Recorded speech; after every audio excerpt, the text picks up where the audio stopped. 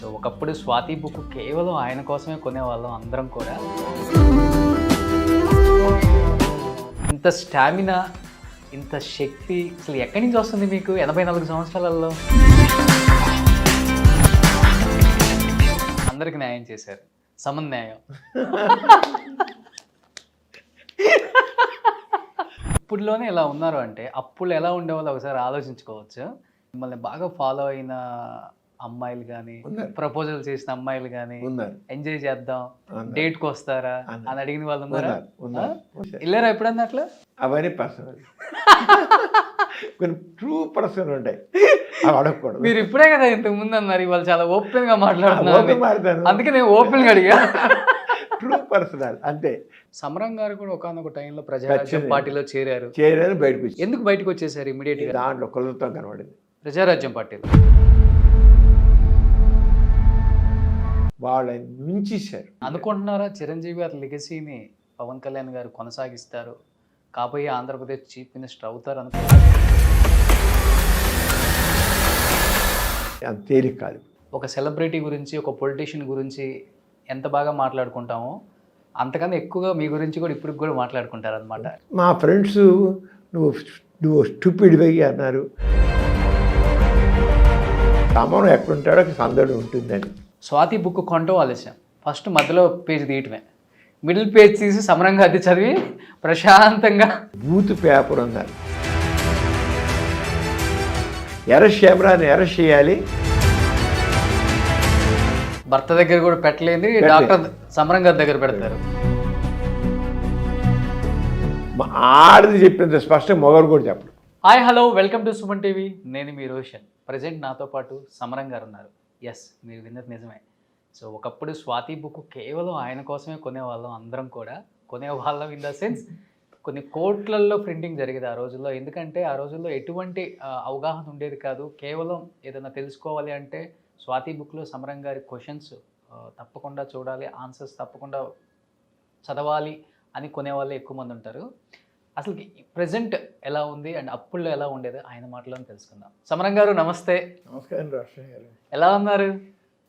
చాలా బాగున్నాయండి. కాస్త గొంతు కూటి మాత్రం ఈ కోల్డ్ వల్ల కాస్త ఎఫెక్ట్ అయింది. ఓకే, నేను తెగ మాట్లాడతాను. ఓకే, అందుకని గొంతుకు కానీ అదర్వైజ్ మై థ్రోట్ ఇది ఓకే. ఓకే, బట్ మీకు కొద్దిగా వాళ్ళు ఇబ్బంది అనిపించవచ్చు నా వాయిస్ వల్ల, బట్ నో ప్రాబ్లం. సార్, నేను హాస్పిటల్లోకి రాగానే కనుక్కున్నాను, ఈ హాస్పిటల్ పెట్టి 53 సంవత్సరాలు అయిపోయి 54 సంవత్సరాలు వచ్చేసింది. మీకు 83 సంవత్సరాలు అయిపోయి 84 సంవత్సరాలు వచ్చేసాయి. 84 సంవత్సరాలలో ఇప్పుడు కూడా 18 గంటలు పనిచేస్తున్నారని చెప్తున్నారు బయట స్టాఫ్. ఇంత స్టామినా, ఇంత శక్తి అసలు ఎక్కడి నుంచి వస్తుంది మీకు 84 సంవత్సరాలలో? ఫస్ట్ నాకు అది చెప్పండి, ఆ సీక్రెట్. కానీ నాకు తెలియక నాకు మాత్రం నేను 6 సూత్రాలు పాటిస్తానండి. చిన్నప్పుడు మాత్రం బాగా ఈత ఈదేవాడిని. నాకు 14-15 సంవత్సరాల నుంచి కృష్ణానదిలో బాగా ఈదేవాడిని. తర్వాత ఎక్సర్సైజ్ బాగా చేసేవాడిని. ఆ రోజు ఈ రోజు కూడా నేను ఇప్పటికీ రోజు walking minimum half an hour చేస్తాను. ఆ వాకింగ్ చేయకుండా నేను చేస్తాను, రోజు స్టార్ట్ అవుతుంది అని చెప్పి వాకింగ్ చేస్తాను. Good habits. నేను మరి ఇంకా స్మోకింగ్, డ్రింకింగ్ అది కొద్ది కూడా లేవు, ఎటువంటి లేవు. ఆహారం మాత్రం మితంగానే భుజిస్తాను, చాలా మితంగా, ఎక్కువగా ఉండదు. మనం నిజంగా మనకు కావాల్సిన ఏంటంటే 4 రెట్లు ఎక్కువ తింటామండి. అందువల్ల మనకి ఏంటంటే ఒబేసిటీ ప్రాబ్లమ్స్ వచ్చి దాంతో రావాల్సిన చేత డయాబెటీస్, హైపర్ టెన్షన్, కొలెస్ట్రాల్ ఇలాంటి ప్రాబ్లమ్స్ వస్తాయి. అవన్నీ నాకు ఇప్పుడు కొద్దిగా వచ్చాయి. నాకు కొద్దిగా డయాబెటీస్ వచ్చింది, బ్లడ్ ప్రెషర్ వచ్చింది, ఏజ్ రిలేటెడ్ మామూలుగా అవన్నీ కొద్దిగా ఉన్నాయి. అయినా అవేమీ అనేది బాధించట్లేదు. అది కానీ మరి నిద్రపోవాలి. నిద్రపోవాలి అందరికీ చెప్తాను 8 అవర్స్ నిద్రపోవాలని.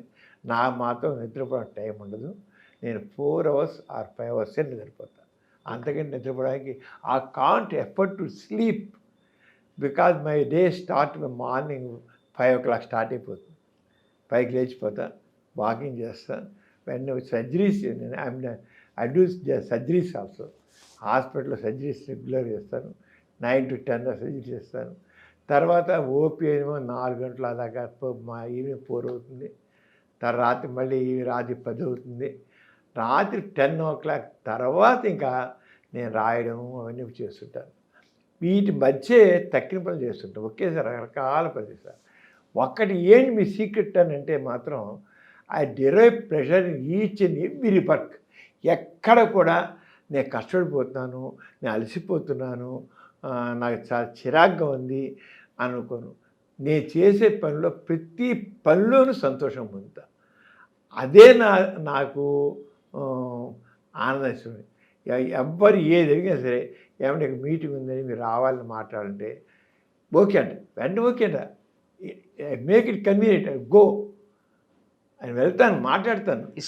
ఇష్టం నాకు. I want to educate the people.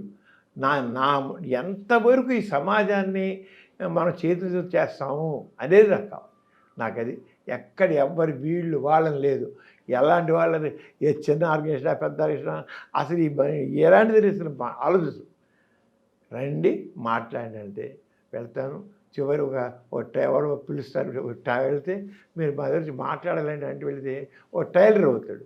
చిన్న అరుగు ఉంటుంది, అరుగు మీద నేను వెళ్తే ఒక 10 మంది కూర్చోబెడతాడు, మాట్లాడతాడు దగ్గర. అలా ఇంకొక ఎవరో పిలుస్తారు. ఆ చివరకు నేను గేదెల పాకల్లో కూడా నేను చెప్పాను. అలా ఒక టీ స్టాల్ పెట్టాడు, వెళ్ళిపోతా. నేను అసలు ఆలోచించను, అరే ఇచ్చి ఇంత చిన్నదానికి వెళ్ళానేంటి అని నేను అనిపించు. ఆ డైరెక్ట్ ప్రెషర్ నేను చేసే పనుల్లో వారు నాకేంటే ఎదుటి వాడికి ఆనందం ఇవ్వడంలో నేను ఆనందం పొందుతాను. అది నా బదిలించి నా సైక్. అది ఒక టైం వచ్చేసరికి ఎంత ఏ ఫీల్డ్లో ఉన్న వాళ్ళైనా సరే కొంత మానుకుంటారు అనమాట. ఏజ్ పెరుగుతుంది, ఎందుకు ప్రెజర్ తీసుకోవటం, స్ట్రెస్ అవసరమా. డాక్టర్స్ చాలామంది ఒక 60 దాటితేనే ఎక్కువగా డ్యూటీ డాక్టర్స్ ఉంటారు, వాళ్ళు ఇంపార్టెంట్ కేసులు మాత్రమే చూస్తారు. బట్ మీరు నిజంగా ఇప్పటికి కూడా లైమ్ లైట్లో ఉన్నారు కాబట్టి ఒక సెలబ్రిటీ గురించి, ఒక పొలిటీషియన్ గురించి ఎంత బాగా మాట్లాడుకుంటామో అంతకన్నా ఎక్కువగా మీ గురించి కూడా ఇప్పటికి కూడా మాట్లాడుకుంటారనమాట. ఎస్పెషల్లీ దానికి సంబంధించిన నేను చెప్పాలంటే నాకు ఛాలెంజ్ ఎక్కడ వచ్చిందంటే కరోనా టైంలో హాస్పిటల్స్ అన్నీ క్లోజ్ చేశారు. నేను మా హాస్పిటల్ క్లోజ్ చేయలే. కరోనా టైంలో కేసుకి డాక్టర్లు 4 లక్షలు, 5 లక్షలు, 10 లక్షలు కూడా పుచ్చుకున్నారు. నేను ఒక్క రూపాయి కూడా పుచ్చుకోకుండా నేను కరోనా కేసులు ట్రీట్ చేశాను. అంటే హోమ్ మేనేజ్మెంట్ అంటే మనం ఉండి చేసే ఇంటర్వ్యూ చేసే కేసులు అన్నీ కూడా వెళ్ళాను. అవసరం హాస్పిటల్ చాలా చేశాను. రోజుకి కనీసం 70-80 కేసులు పాజిటివ్ కోవిడ్ కేసెస్ అవి అటెండెడ్. ఐ ఫ్రీలీ అవ్ డన్ ది కేర్. అలా మొత్తం అన్నమాట. మా ఫ్రెండ్స్ నువ్వు స్టూపిడ్ వెయ్యి అన్నారు. వెల్ విషెస్ ఏమో నువ్వు వద్దు, నీ వయసు ఆలోచించుకో వద్దన్నారు. నన్ను ఆపేమని నేను ఆపల. నేను అలాగే వలస కార్మికులు వెళ్ళాను, వాళ్ళే చూసి అందరి వాళ్ళని మొదలుచాను. నేను రెడ్ క్రాస్కి డిస్ట్రిక్ట్ చేయమని ఉన్నా. మేమేం చేసాం, మెడిసిన్ కిట్ తయారు చేసాం. మెడిసిన్ కిట్ చేసి ఆ medicine kit 1,50,000 kits I given to freely. అంటే ఫండ్స్ ఇచ్చారు కూడా తయారు చేసిన ఇలా అందరూ ఇచ్చేసారు ఫండ్స్. మందు అయితే కిట్ ఒక కిట్ కాస్ట్ ₹1,200 అయింది. మందుల కిట్టు ₹1,200 అయిపోయినాయి. వాళ్ళందరూ ఫోన్ నెంబర్లు తీసుకున్నాం, అందరు ఫాలోఅప్ ఎలా చేసేంటని. 98% ఆ మందులతో సరిపోయింది. ఒక 2% వాళ్ళు వేరే ఇంకో త్వరగా అడ్మిట్ అవ్వడం. నేను ఆల్మోస్ట్ అందరికీ ఫోన్ చేసి కనుక్కోవడం, ఫాలోఅప్ చేశాను. నాకు మాత్రం లైఫ్ ఎంతంటే గవర్నమెంట్ హాస్పిటల్ వెళ్ళిపోయేవాడిని. ఆ గవర్నమెంట్ హాస్పిటల్లో వాళ్ళందరికీ పాపం అంబులెన్సుల్లో ఆక్సిజన్ ఎలా కూర్చొని పక్కన వచ్చిన వాళ్ళు వాళ్ళందరికీ తీసుకుని ఫుడ్ సప్లై చేసేవాడిని, వాటర్ సప్లై చేశాను. వాళ్ళ మధ్య వెళ్ళిపోయేవాడిని. వెళ్ళిపోతే మాతో ఉన్న వాలంటీర్స్ ఏంటండి త్రాసుపాముల మధ్యలో వెళ్ళిపోతున్నారు, త్రాసుపాములు అండి కరోనా కేసులు అంటాను, అలా వెళ్ళిపోతానన్నారు. నేను ఒక్కడే ఒకటి అనుకున్నానండి, ఒక యుద్ధం జరుగుతుంది పాకిస్తాన్కి ఇండియాకి అనుకున్నాం. బాగా జరుగుతుంటే ఒక సైనికుడు నాకు వచ్చి తుపాకులు తగిలితే వెనక్కి తగ్గితే వాడు సైనికుడు ఎందుకు అవుతాడు? అవడు. అలాగే డాక్టర్ నేను ఇన్ఫెక్టివ్ కేసెస్ ఉన్నప్పుడు నేను ట్రీట్ చేయకపోయినట్లయితే నేను డాక్టర్ ఎందుకు పంపించుకుంటాను? నేను చివరికి నిర్ణయించుకున్నాను, నేను ఒకరు చనిపోయినా సరే హ్యాపీగా పోతా. ఒక ట్రీట్మెంట్ చేస్తూ నా కరోనా వాళ్ళకి ట్రీట్ చేస్తూ ఒక డాక్టర్గా నా ప్రాణాలు పెంచే సంతోషంగా పోదాం. ఎందుకంటే మా డాక్టర్లు చాలామంది చనిపోయారు నిజంగా. వండర్ఫుల్గా నర్సులు కానివ్వండి, డాక్టర్స్ కానివ్వండి, మా ఐఎంఏలో అయితే దాదాపు ఒక 1400 మంది పైగా డాక్టర్స్ పోయారు. మా విజయవాడలోనే పోయారు చాలామంది పోయారు డాక్టర్స్. వాళ్ళు ట్రీట్మెంట్ చేస్తున్నా చేయగానే కరోనాతో పోయారు. అంచేత అందరూ మరి గవర్నమెంట్ హాస్పిటల్ చేశారు.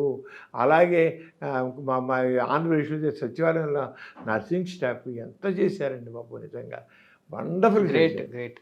బట్ సమరం గారు, మీరు ఇన్ని ఇయర్స్ జర్నీలో మీ వృత్తి గురించి చాలా ఇంటర్వ్యూస్లో చెప్పుంటారు. బట్ ఈరోజు జాలీగా చేద్దాం, కొంత చదవండి తప్పకుండా ఫన్నీగా జాలీగా. అదే బాగుంటుంది. మీలో ఉన్న హిలరియస్ కామెడీని అసలు అలా ఉండాలని నేను ఎప్పుడు కూడా నాకు ఉంటుందండి. నేను చదువుకున్న రోజులు అన్నితో తగ్గించి ఈ రోజు వరకు సమరం ఎక్కడుంటాడో సందడి ఉంటుందని ఆ డైలాగ్ నాకు ఎప్పుడు వేస్తారు. నేను చక్కగా సరదాగా మాడతాను, చాలా జోకులు మాడతాను, జోకులు ఇస్తాను. నేను జోకులు ఇస్తుంటాను. నేను చివరికి ఒక టీవీ పైలో ప్రోగ్రామ్ వస్తుండేది. నేను చివరికి జోకుతో ముగించేవాడిని. ఫస్ట్ జోక్తో స్టార్ట్ చేద్దాం. ఒక జోక్ చెప్పండి. చెప్పండి సార్, ఒక జోక్ చెప్పండి సార్, స్టార్ట్ చేద్దాం. సార్ అసలు అంచేత సరదాగా అసలు అలా మనం ఉండాలి. అంతేగాని మనిషి హ్యాపీ మూడ్ మనకేంటంటే మన శరీరంలో ఫీల్ గుడ్ హార్మోన్స్ అని ఉంటాయి. అవును. డాపమిన్, ఆక్సిటోసిన్, సెరటోనిన్, ఎండార్ఫిన్స్, ఈ ఫీల్ గుడ్ హార్మోన్స్ మనం చక్కగా ఎప్పుడు లైవ్గా ఉంచుకుంటే మన హెల్త్ కూడా బాగుంటుంది, మన ఇమ్యూనిటీ బాగుంటుంది. సూపర్. అంచేత అసలు నేచర్ మన యాటిట్యూడ్ని మనం ఎంత బాగా ఉంచుంటామో అంత ఎదుగుతాం కూడా. అంచేత హ్యాపీగా చెప్పండి సార్. యూజువల్గా బయట సమరం గారిని చూడగానే అందరికీ ఒకటే గుర్తు వస్తుంది, సెక్స్కి సంబంధించిన ప్రశ్నలు అవే మైండ్లో తిరిగిపోతుంటాయి, రన్ అవుతూ ఉంటాయి మీ ఫేస్ చూసినంతసేపు కూడా. అదంతా మీకు ప్లస్ అయింది అనుకుంటారా, లేకపోతే ఇబ్బందిగా ఫీల్ అవుతుంటారా? ఇబ్బందిగా ఫీల్ అవుతుంది, నేను హ్యాపీ ఫీల్ అవుతుంది. అందుకనే నేను ఎక్కడ అడుగు పెట్టినా అనేక సెల్ఫీలు కొన్ని లక్షలు ఉంటాయి. ఆ సెల్ఫీలు తీసుకుంటారు. అప్పుడు నో అని వీలైనంత వరకు అసలు నో అనే ప్రశ్న లేదు. ఎందుకంటే నాది ఒకటే ప్రిన్సిపల్, ఎదుటి వాళ్ళకి సంతోషాన్ని తృప్తినిచ్చే పనే చేయాలి. ఆ తృప్తిని ఇస్తే నాకు ఆనందం. ఎదుటివాడు తృప్తిగా అనిపిస్తారు. నేను వాళ్ళు సెల్ఫీ ఇస్తున్నాడు, హ్యాపీ ఫేస్ సమరంగా సెల్ఫీ ఇస్తున్నాను. కొంతమంది చూసారు 20,000 క్రితం నాతో సెల్ఫీ తీసుకొచ్చి అదిరి వచ్చి ఇది కూడా సెల్ఫీ అంటారు. ఇప్పుడు హాస్పిటల్కి వస్తారా, వస్తే వచ్చే వాళ్ళు కనీసం 1/3 people they take selfie with me. Selfie తీసుకోకుండా వెళ్ళరు. ప్రతివాడు పేషెంట్ అడిగిపోయాయి, డాక్టర్ గారు మీతో ఒక సెల్ఫీ ఏంటి అంటారు. సెల్ఫీ విత్ సమరం గారు. ఎప్పుడు ఎవరు వీలు వాళ్ళని కాదు, ఒక మెడికల్ పిండి వస్తాడు చెప్పేసి సెల్ఫీ డాక్టర్ గారు ఒక సెల్ఫీ అండి అంటారు. వాడు బాధ అంతా మర్చిపోతాడేమో. కానీ ఏంటంటే ఏం లేదు, సమరాన్ని వాళ్ళ మనిషిగా వాడు. నాకు ఒక సంతోషం ఏంటంటే చాలామంది నావాడు అని మావాడు నావాడు అన్నట్లుగా వాళ్ళు ఐడెంటిఫై చేసుకున్నారు సార్. అమ్మాయిలు అబ్బాయిలు ఇద్దరు కూడాను, లేడీస్ కూడా అంతే. అంత హ్యాపీగా ఒక భార్య భర్త తెచ్చారనుకోండి, మరి గమ్మత్తుగా ఉంటుంది. ఆ రోజు ఫోటో తీసుకోవాలంటే ఆ మూడు పక్క అని తోసేస్తుంది. మూడు నాతో తనేసుకు అక్కడ సమరం పక్క ఆడే ఉండాలి, కానీ మూడు నాకు అనిపిస్తుంది ఆ భర్తను కూడా తోసేసి దాని పక్క నుంచి ఫోటో అప్పుడు ఫీల్ హ్యాపీ. దానికి ఆ సాటిస్ఫాక్షన్ అన్నమాట. అప్పుడు ఆయన కూడా రమ్మంట. అలాగే నాకు కొంతమంది ఫోటోలు తీయించుకొని పాపం ఎవరో పక్క ఇంకోటి ఉంటారు, వాళ్ళు చేయిస్తారు. వాడు ఒక్కడి పాపం ఉంచాడు. నేను ఎవరైతే ఫోటో నేను చాలా జాగ్రత్తగా చెప్తాను మేడం. ఇప్పుడు మన ఇద్దరు ఉన్న ఫోటో ఇస్తే పక్క ఎవరు తీస్తున్నారు, మధ్య హ్యాపీగా అయిపోయింది. నేను ఎవరైతే ఫోటో తీశారో వాడిని నువ్వు రావయ్యా అని చెప్పి ప్రత్యేకంత భూమి చేసి అది అప్పుడు మీ చేతి తీస్తాను. అప్పుడు నేను కూడా వెళ్ళేటప్పుడు దిగుతాను అయితే. అంటే మనం ఎవరిని తగ్గించు. నా దృష్టిలో అందరూ ఒకటి, వాళ్ళది ఒకటి ఎక్కువ లేదు, ఒకటి తక్కువ కాదు. సార్, స్వాతి బుక్ కేవలం సమరం గారి క్వశ్చన్లు ఆన్సర్లు వినటానికే కొనేవాళ్ళు. ఆ రోజుల్లో కొన్ని లక్షలు ప్రింటింగ్ అయ్యేది. అసలు స్టాక్ రావటం ఆలస్యం, షాప్లోకి స్వాతి బుక్ కొనటం ఆలస్యం. ఫస్ట్ మధ్యలో పేజ్ తీయటమే.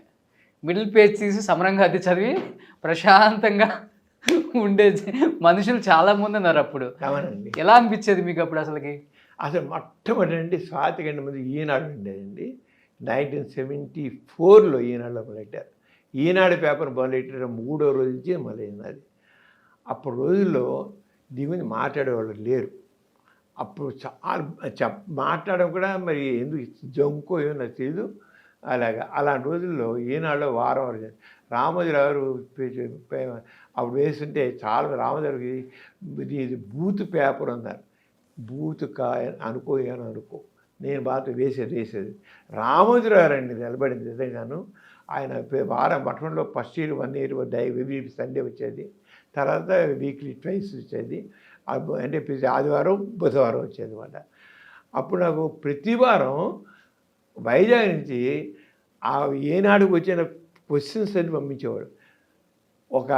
ప్రతి వారం యూరియా బ్యాగ్ అంటే సార్ మా చిన్న బ్యాగ్ నిండా ఉత్తరాలు ఉండేవి. అంటే కొన్ని వేల ఉత్తరాలు, నేను కొన్ని లక్షల ఉత్తరాలు ఓపెన్ చేయలేదండి.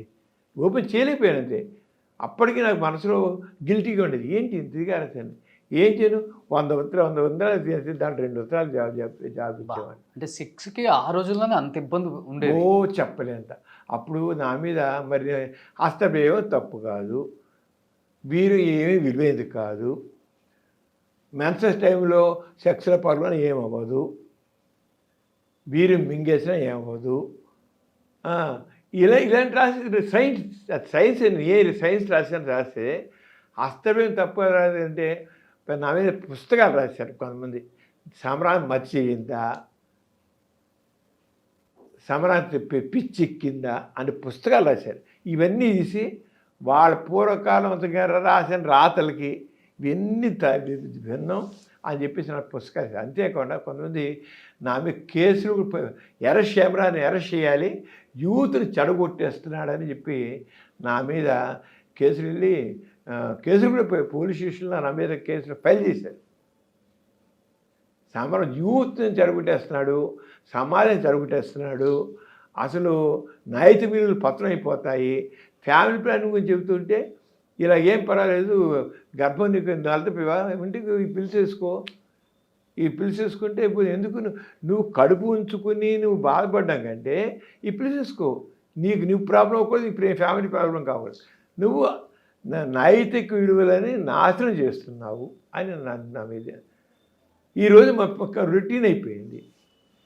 అప్పుడు రోజుల్లో నేను నాకు మనిషి ముఖ్యం, ఈ నైతిక విలువలు పెట్టి నైతిక విలువలు చెప్పి మనిషి యొక్క జీవితాన్ని నాశనం చేయడం మాత్రం ఒప్పుకున్నాను.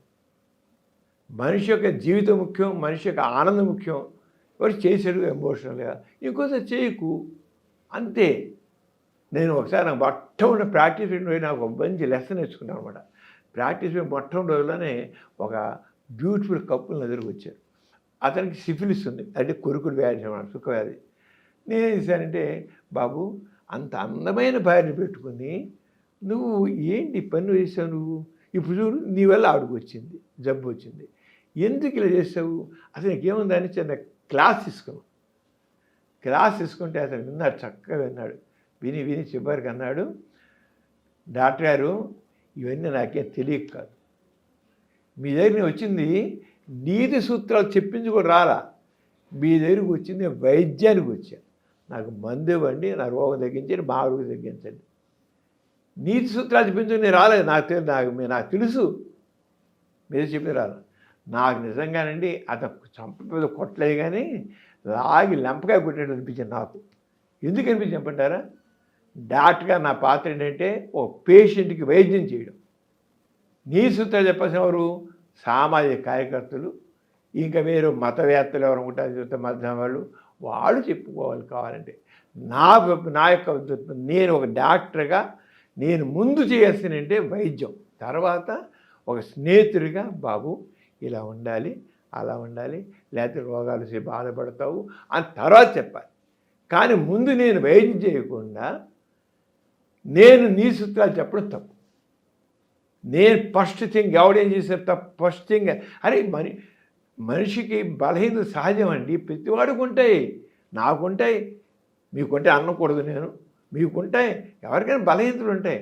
ఆ బలహీనతలు సానుభూతిగా చూడాలి కానీ బలహీనతలను తప్పుగా చూడదు. నా మా మనిషి యొక్క బలహీనతలు సానుభూతిగా చూడాలి.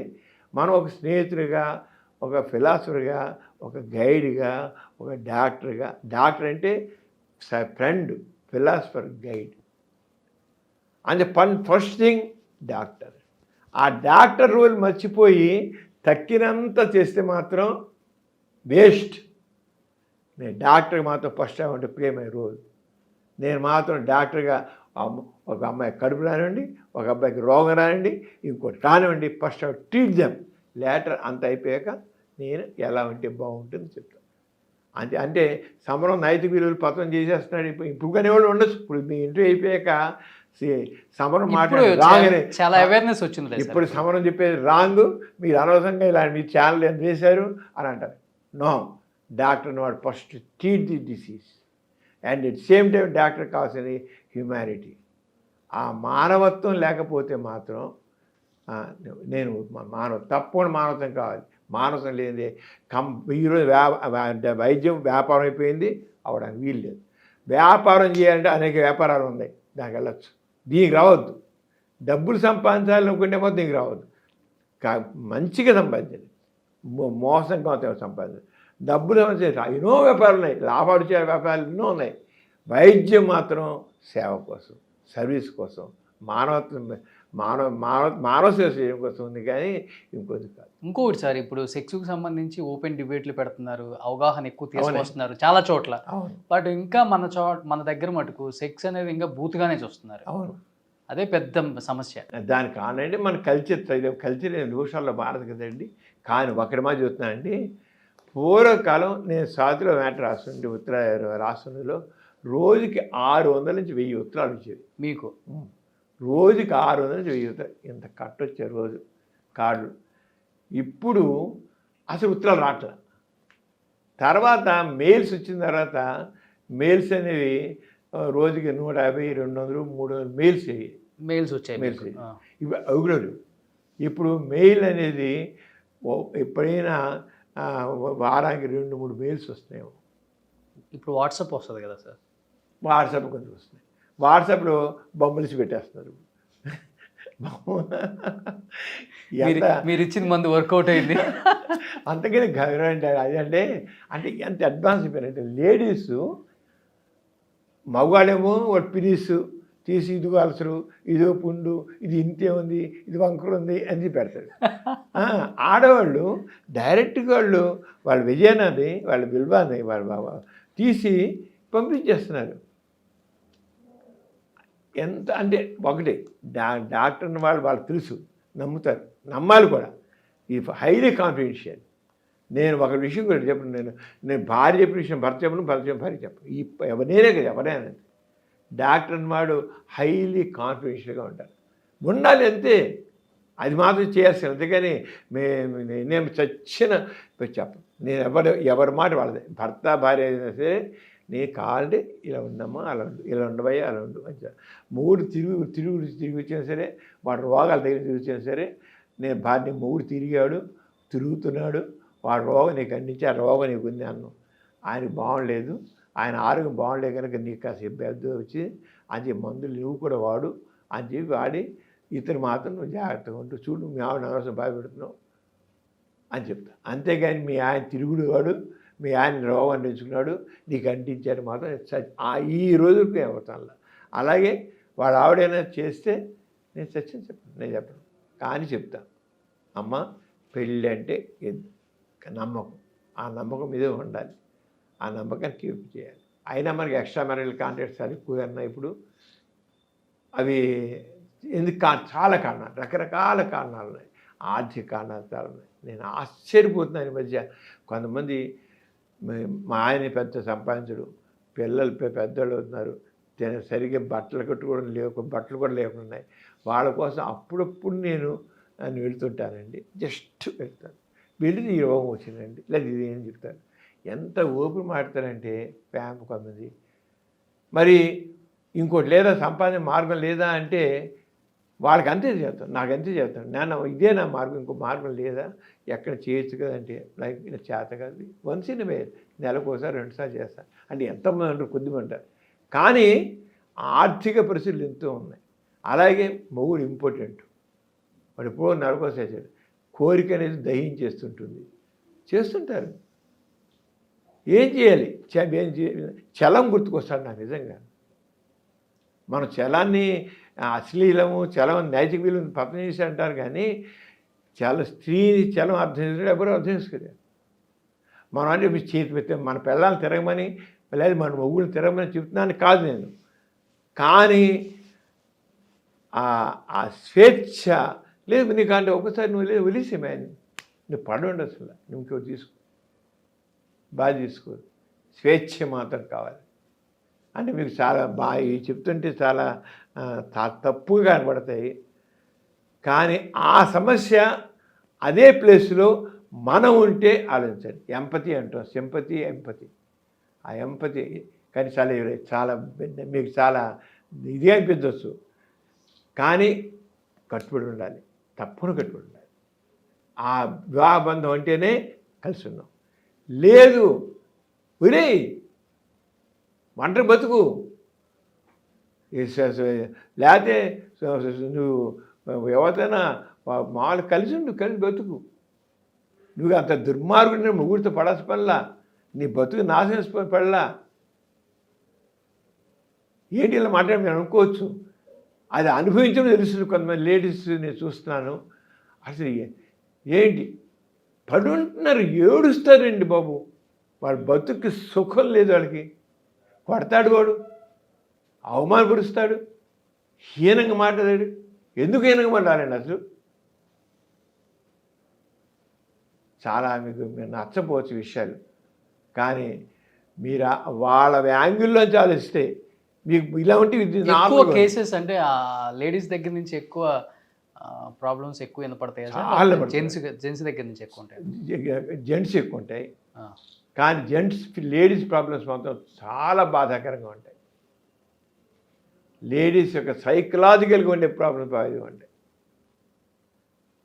చాలా లేడీస్ వాళ్ళ నిజంగా అండి, నాకు మగవాడు వాడు ప్రాబ్లం రాస్తే ఒక కార్డు రాస్తాడు, ఒక కాగితం రాస్తాడు.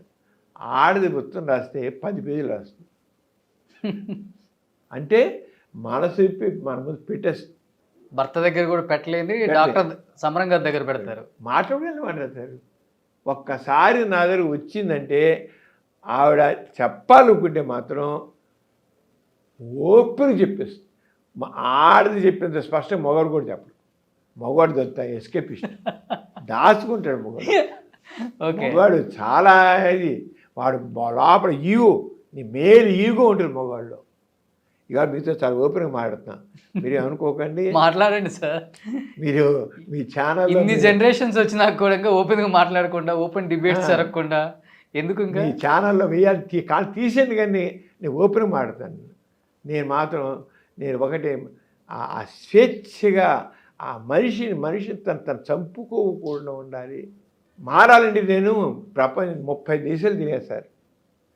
జర్మనీ వెళ్ళాను. జర్మనీ వెళితే అక్కడ పెళ్లి చేసిన వాళ్ళు కేవలం 35%. మిగతా అంతా లివింగ్ టుగెదరా సార్? Living together. ఓకే. కొంతకాలం బాగుంటారు, బాగుండకపోతే ఉన్నంతకాలం ఒక్కడ మాత్రం నేను సంతోషించి ఏంటంటే, ఉన్నంతకాలం నమ్మకంతో ఆడుతూనే ఉంటారు, ఇంకెవరితో కలవరాడు, ఇంకెక్కడ పోరాడు. వాళ్ళకి నచ్చలేదు, నీకు నచ్చలేదు, విడిపోతాం అంటారు, ఇంకోటి విడిపోతారు. కానీ ఉన్నంతకాలం ఆ ఫెయిత్ఫుల్గా ఉన్నది, అది చాలా నచ్చింది నాకు. జర్మనీగా ఇంకా చాలా దేశాలు ఉన్నారు, వాళ్ళు లివింగ్ టుగెదర్లో ఎప్పుడు కూడా ఇంకోటి ఎవరితో ఉన్నారో ఆ పార్ట్నర్ మోసం చేయరు. ఆడవాళ్ళైనా మగవాళ్ళైనా మోసం చేయరు. లేదు నీకు నాకు సరిపట్టలేదు, వీళ్ళు సపరేట్, మర్యాదకు సపరేట్ అయిపోతారు. చాలా అది కావాలి. ఉండడం ఎందుకు, పైకి మోసతో ఇంకో దగ్గర చేయడం ఎందుకున్నారు అలాగా? ఆ జర్మనీ 30% పెళ్లి చేస్తుంటే మళ్ళీ ఆ 30%లో మళ్ళీ లైఫ్ లాంగ్ మిగిలి ఉండేది 30%. 70% సపరేట్ అయిపోతారు. పెళ్లి చేసుకునేదే 30%, మళ్ళీ 70% మళ్ళీ వెళ్ళేస్తారు. సమరం గారు ఎంత ఓపెన్గా మాట్లాడతారు కదా, అదే ఓపెన్ అసలు మీరు తెరిచిన పుస్తకం అన్నమాట మీ జీవితం. ఇప్పుడులోనే ఇలా ఉన్నారు అంటే అప్పుడు ఎలా ఉండేవాళ్ళో ఒకసారి ఆలోచించుకోవచ్చు. మిమ్మల్ని బాగా ఫాలో అయిన అమ్మాయిలు గానీ, ఉన్నారు. ప్రపోజల్ చేసిన అమ్మాయిలు గానీ, ఉన్నారు. ఎంజాయ్ చేద్దాం, ఉన్నారు. డేట్‌కొస్తారా అన్నారు. అని అడిగిన వాళ్ళు ఉన్నారా? ఉన్నారు. ఉన్నారు. ఉన్నారు. వేల కొద్దా? వేల కొద్ది అనగా చాలా ఉన్నారు. హ్మ్. Okay sir. ఎళ్లారా ఎప్పుడన్నా అట్లా? ఎళ్లారా? అవన్నీ పర్సనల్. కొన్ని ట్రూ పర్సనల్ ఉంటాయి, అవి అడగకూడదు. మీరు ఇప్పుడే కదా ఇంతకు ముందు అన్నారు ఇవాళ చాలా ఓపెన్‌గా మాట్లాడుతున్నారు. ఓపెన్ మాట్లాడతాను. అందుకే నేను ఓపెన్‌గా అడిగా. ట్రూ పర్సనల్ అంతే. కొన్ని పర్సనల్, ట్రూ పర్సనల్. బట్ ఒకటి ఏదైనా బెస్ట్ మెమరబుల్ మూమెంట్ అలా డేట్‌కి వెళ్ళింది గుర్తుందా? నేను మాత్రం చాలా చక్కగా అందరితో క్లోజ్గా ఉన్నా అండి. చాలా క్లోజ్ మాత్రం. ఎందుకంటే నేను చదువుకున్న రోజుల నుంచి అందరూ సమ్ ఐ డోంట్ నో. నేను పెద్ద అందగానే కాదు, మామూలు ఆర్డినరీ పర్సన్ కానీ నా గర్ల్ ఫ్రెండ్స్ చాలా మంది ఉన్నారు. పిచ్చిగా girlfriends like me very much. Okay. They believe me, they love me, they adore me. నేను ఎప్పుడు ఎవరిని అందరికి న్యాయం చేశారు, సమన్యాయం.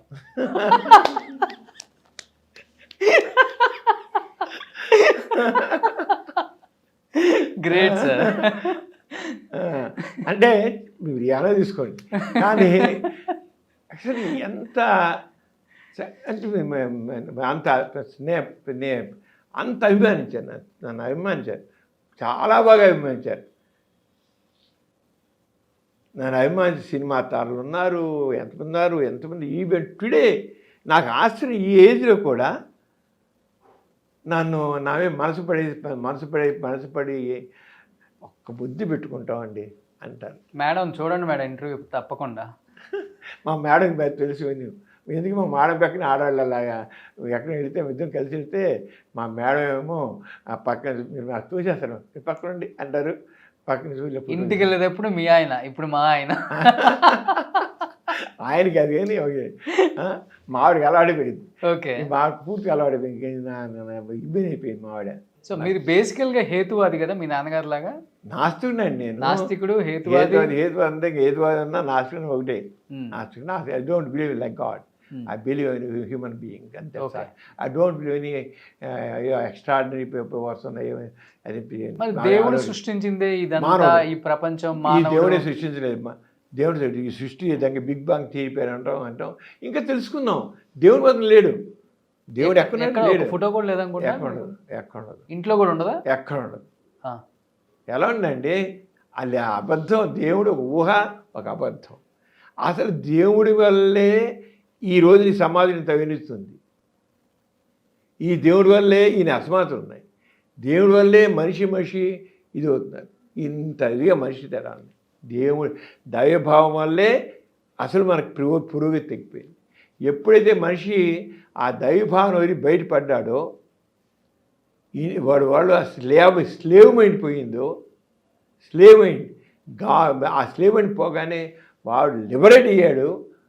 బానిసత్వం నుంచి, బానిస భావాల నుంచి క్రియేటివిటీ వచ్చింది, మంచి నాగరికత వచ్చింది. ఎంత మేరకు వాడు దేవుడిని నమ్ముతూ కూర్చున్నాడో, స్లేవ్ మైండ్తో ఉన్నాడో సమాజం నాగరికత రాలేదు. ఎప్పుడైతే నాస్తిక చైతన్యం వచ్చిందో, క్రియేటివిటీ వచ్చింది, దాంతో నాగరికత వచ్చింది, సమాజం ముందుకు వెళ్ళింది. మరి ఈ సైంటిస్ట్ అందరూ ఏంటి, వాడు ఊరికే ఉన్నారు అనుకున్నారు, కానీ they never given any importance to God. అయితే కొంతమంది స్లేవ్ మైండ్ ఇంకా మిగిలిన బట్టి ఎంతైనా దేవుని యొక్క సహాయం ఉండాలి కదా అనుకోవడం తప్ప, కానీ ది బిలీవ్ ఇన్ దిస్ వాళ్ళ క్రియేటివిటీని, వాళ్ళ సెల్ఫ్ ఎఫర్ట్ని నమ్మారు. వాళ్ళు ఎవరైతే వాళ్ళ సెల్ఫ్ ఎఫర్ట్ నమ్మారో వాళ్ళే ముందుకెళ్ళారు. ఎవరైతే ఉన్నారు నిజంగా దేవుని అంత ఆ దేవుని దయలేకపోతే ఏం చేయడం ఏం జరగదు. అండ్ నాన్నగారు కూడా గోపరాజు రామచంద్ర గోరా గారు భారతదేశంలోనే గర్వంగా చెప్పుకునే ఒక పేరు ఆయన. అవును. ఎలా అనిపిస్తుంది ఆయన కొడుకై పుట్టినందుకు? ఎందుకంటే ఆయన గాంధీ గారితో కూడా కలిసి పనిచేశారు, ఎన్నో అనుభవాలు షేర్ చేసుకుంటారు మీతో పాటు. గాంధీ గారితో నేను కూడా గాంధీ గారిని చూసాను. మా పెద్ద వివాహం గాంధీ గారి ఆశ్రమంలోనే జరిగింది. అసలు గాంధీ గారు చేయాల్సింది మాకు no caste no religion. Gandhi గారు అంతా అంటరాంతరం గురించి మాట్లాడేవారు కదా. అప్పుడు మా నాన్నగారు ఏమన్నారంటే నేను నా కూతుర్ని ది సో కాల్డ్ అన్టచబుల్కి ఇస్తాను. అది కూడా ఏదో ఐఏఎస్. మా నాన్నగారు professor botany, head of department. ఆయన రిజైన్ చేసి బయటకు వచ్చేసారు. వచ్చేసిన తర్వాత నేను ఎవరు ఐఏఎస్ వాడికి ఐపీఎస్ వాడికి ఆడుకోరు, ఒక అతి మామూలు ఒక ఎవరో మాలవాడే మాదివాడ అలా ఉన్న చోట నుంచి నేను అలాంటి వ్యక్తిని తీసుకొచ్చి నేను మా అమ్మాయికి ఇస్తాను, మా అమ్మాయి ఇష్టపడితే ఇస్తాను అన్నాను. మా అక్క ఇష్టపడింది. మా నాన్నగారు గాంధీ గారు అయితే నువ్వు చాలా తొందరపడుతున్నావు, నేను పరిచయాలి, 2 సంవత్సరాలు అది ఉంచుకున్నారు మా బావగారిని. ఆయన 105 సంవత్సరాలు మా అన్నే పోయారు, మన డిసెంబర్ 20వ తారీఖున పోయారు ఆయన. 105 సంవత్సరాలు. మా అక్క ఇప్పుడు ఉంది, పెద్ద అక్కయ్య, 95 సంవత్సరాలు తనకి. ఎంతమంది మొత్తం మీరు? 90. పెద్ద సంతానం నాన్నది. మరి నాన్నగారేమో అంతమందిని భూమి మీద అది తీసుకొచ్చారు. అప్పుడు రోజులండి, అప్పుడు కుటుంబం మీరెందుకని ఫ్యామిలీ ప్లానింగ్ చాలు చేయించాలని చెప్పేసి మీ సొంత డబ్బులతో చాలా శిక్షణలు పెట్టారు, ఫ్యామిలీ ప్లానింగ్ కూడా చేయించారు. అప్పటి రోజుల్లో ఆపరేషన్ లేవు, అవకాశాలు లేవు, వచ్చినప్పుడు చేయాలి. నా నాన్నగారు ఆపరేషన్, ఫస్ట్ ఆపరేషన్ నాన్నగారే చేయించుకుంది అప్పటి రోజుల్లో. అసలు ఎవరు చేయని రోజుల్లో చేస్తా అవకాశం ఉన్నప్పుడు వెళ్ళి ప్రత్యేకంగా వెళ్ళి నా చెయ్యి చేయించుకున్నా. మా నాన్నగారు దాంట్లో రానిది అప్పుడు లేవు సర్జరీ. అప్పుడు సర్జరీ అని ఆ రోజు మెడిసిన్ అడ్వాన్స్ లేదు కదా. ఇప్పుడు దృష్టి ఆలోచించకండి, అప్పుడు రోజులు వేరు, అసలు ఆ రోజులు వేరు. ఎంత అడ్వాన్స్ అయిపోయింది ఇదంతా. ఎంత మేరకు దేవుని పక్కన పరిచామో అంత మేరకు వెళ్ళింది, సమాజం బుద్ధికి వెళ్ళింది. ఇలా ఫ్యామిలీ ప్లానింగ్ చేసేటప్పుడు కూడా మీ మీద కొంత నేను మలేషియాకి అంతా నార్మల్ అయిపోయింది. మేము వచ్చాడు ఫ్యామిలీ ప్లానింగ్కి వెళ్ళలేదు. అంటారు కదా అందరూ కూడా, ఒక్కరు ముద్దు, ఇద్దరు హద్దు, ముగ్గురు వద్దు అనేది. మీరు దానికి నిజమే కదా, ఏకీభవిస్తారా? చాలు, ఒకసారి ఎందుకు ఎక్కువ పిల్లలు ఎందుకు చాలు. ఒక పిల్లల్ని ఈ రోజులో చక్కగా చదివించాలండి, పైకి తీసుకురావాలండి ప్రతి వాళ్ళని. పూర్వకాలం బతికేస్తున్నారు లేని వాళ్ళు ఇప్పుడు అందరూ చక్కగా తయారవుతున్నారు లేరా? ప్రతి వాళ్ళు చక్కగా తయారవుతున్నారు. ఫాస్ట్ ఇప్పుడంతా అది ఉండాలి సార్, ప్రోగ్రెస్ అవ్వాలి. ఇప్పుడు మనం అంతా ఈ ప్రపంచం అంతా కూడా చాలా ఫాస్ట్ పెడుతుంది, పైకి పెడుతుంది. దాంట్లో యూత్ రోల్ చాలా ఉంది. యూత్లో ఇన్నోవేటివ్ ఐడియాస్ ఉన్నాయి, క్యాపబిలిటీస్ చాలా ఉన్నాయి. ఇప్పుడు పూర్వకాలం ఇన్ని అవకాశాలు లేవు కనుక వాళ్ళ కెపాసిటీ బయటపడాలి. ఇన్నోవేటివ్ ఐడియాస్ కూడా వాళ్ళకి అవకాశాలు, ఇన్నోవేటివ్ ఆ అట్మాస్ఫియర్ కావాలి వాళ్ళకి.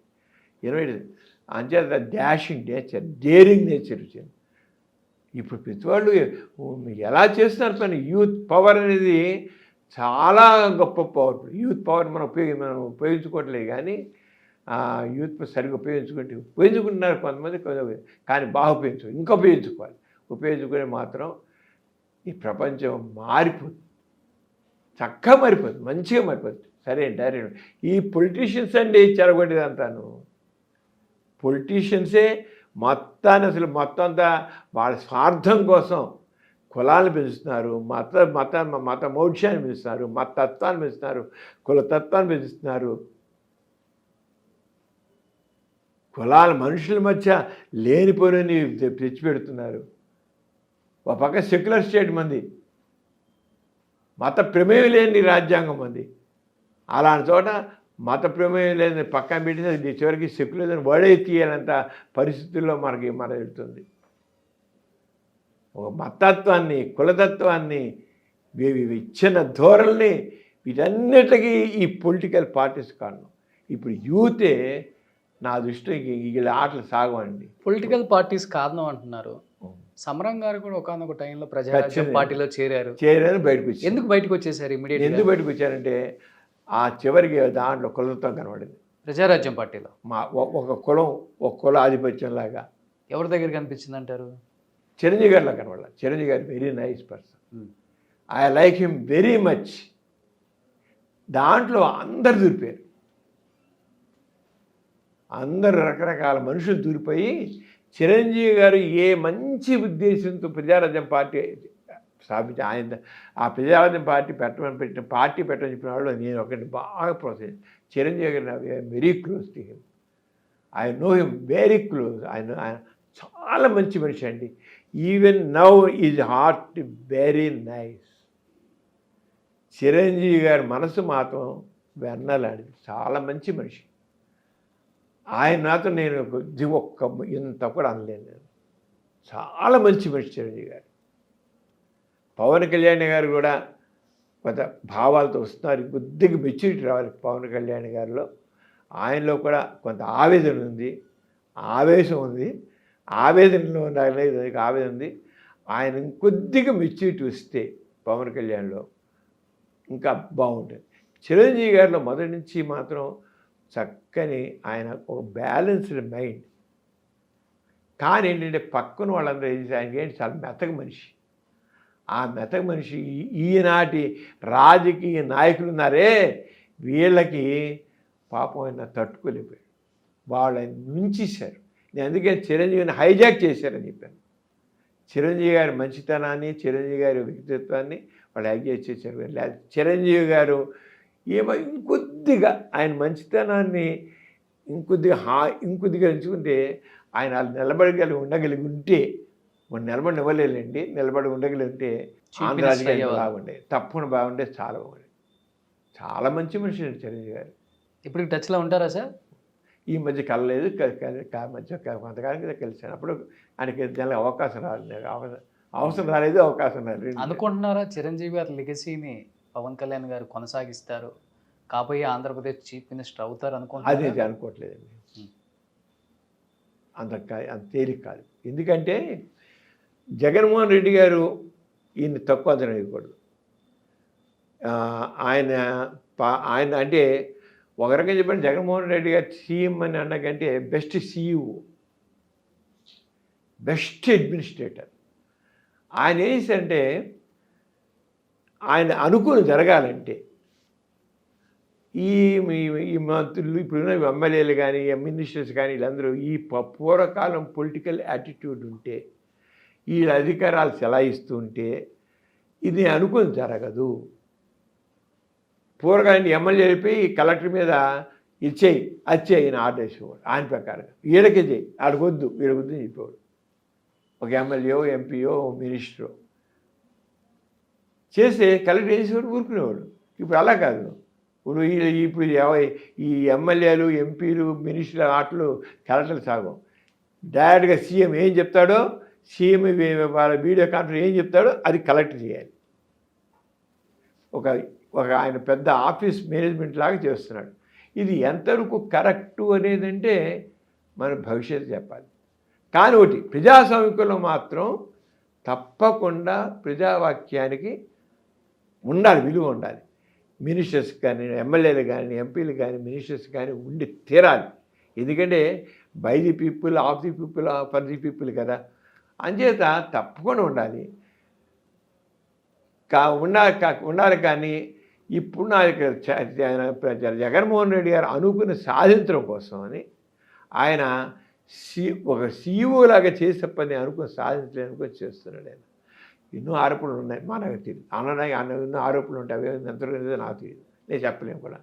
మనం ఆయన ఇప్పుడు తీసుకుంది ఫ్యామిలీ ఫిజిషియన్ రోల్ చాలా బాగుంది. సచివాలయాలు వండర్ఫుల్ ఆరోగ్యం అన్నీ కూడా పక్కా ప్లానింగ్తో వెళుతున్నాయి.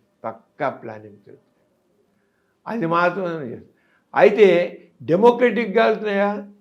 ప్రజల ఎమ్మెల్యేలు ఎంపీలు మినిస్టర్స్ వాక్ ఉందా లేదా?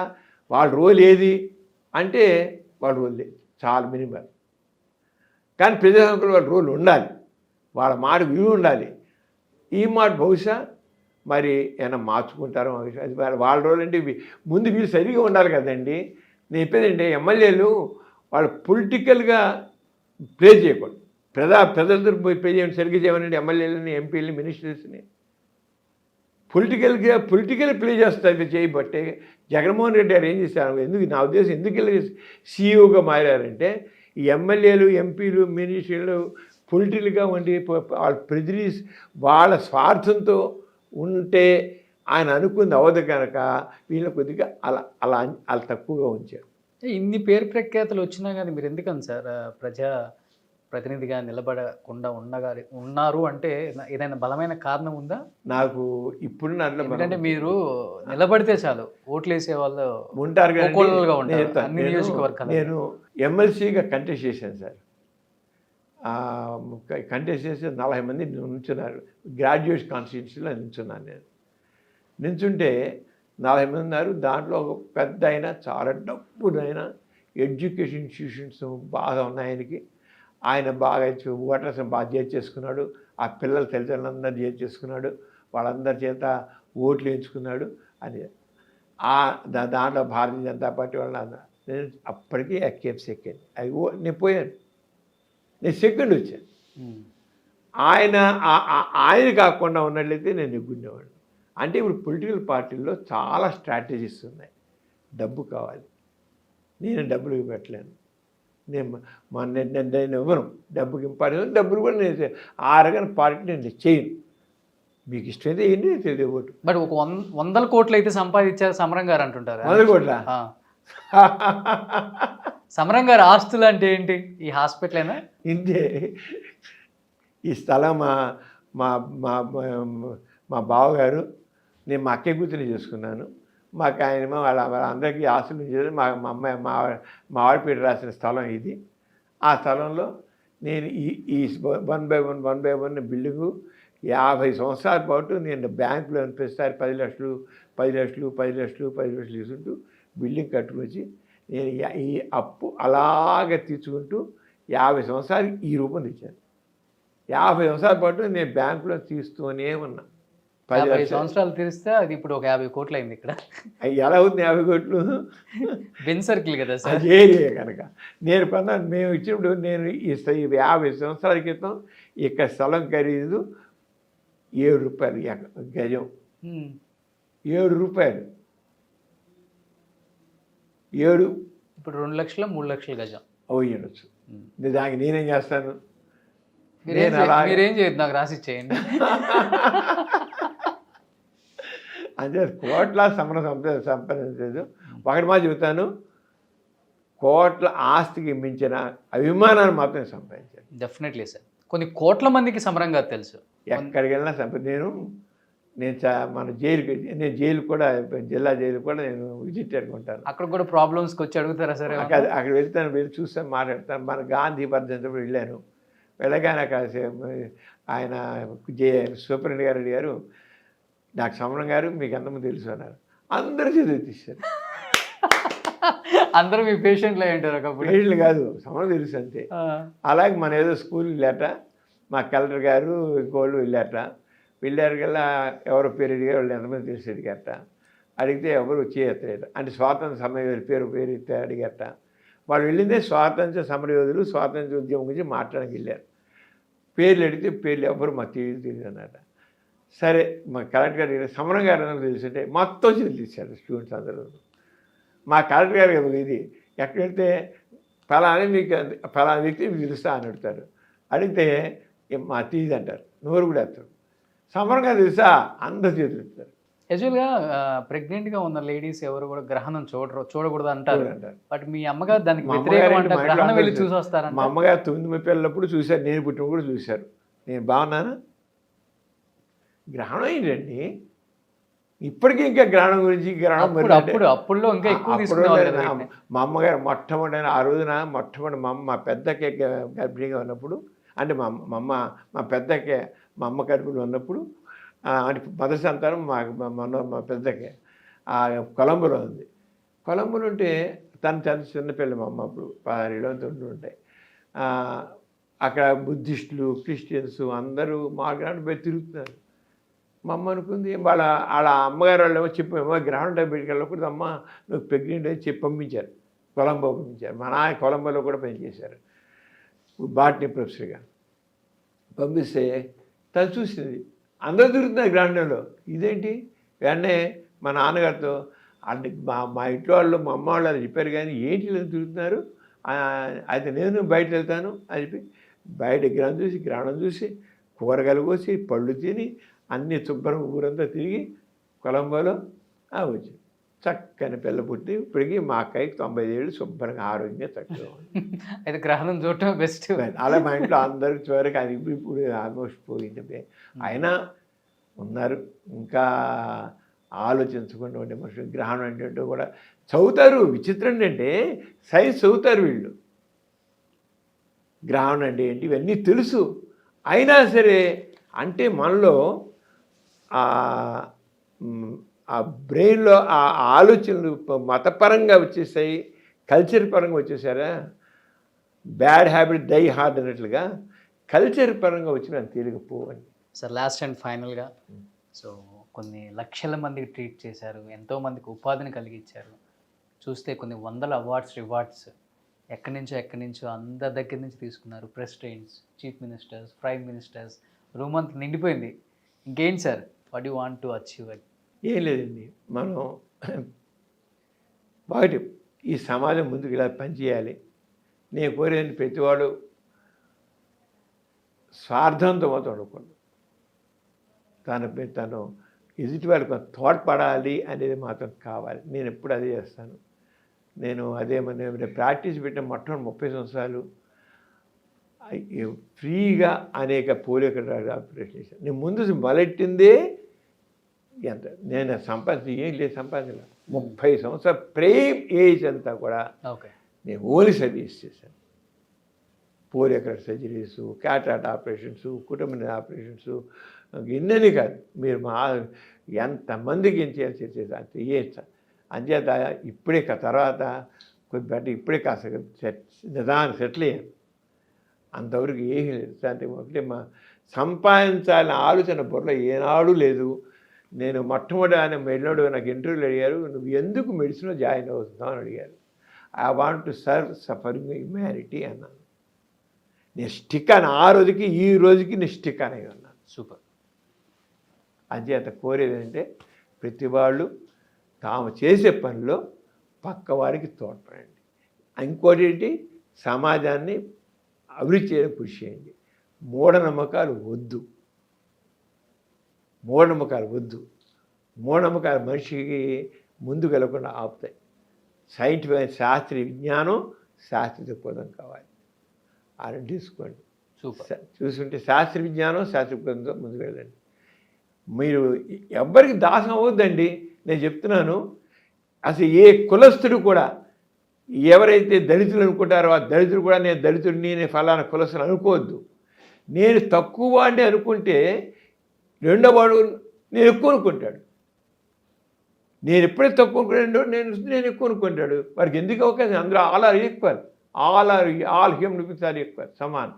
మానవులంతా ఒక్కటే. వాడు ఎక్కువ కాదు, తక్కువ కాదు. అంచేత నేను తక్కువ అని అనుకుంటే రెండో వాడిని ఎక్కువ అనుకుంటాడు. అంతే, అంతరాలు అలాగే ఉంటాయి. Super sir. ఈ అంతరాలు పనికావు.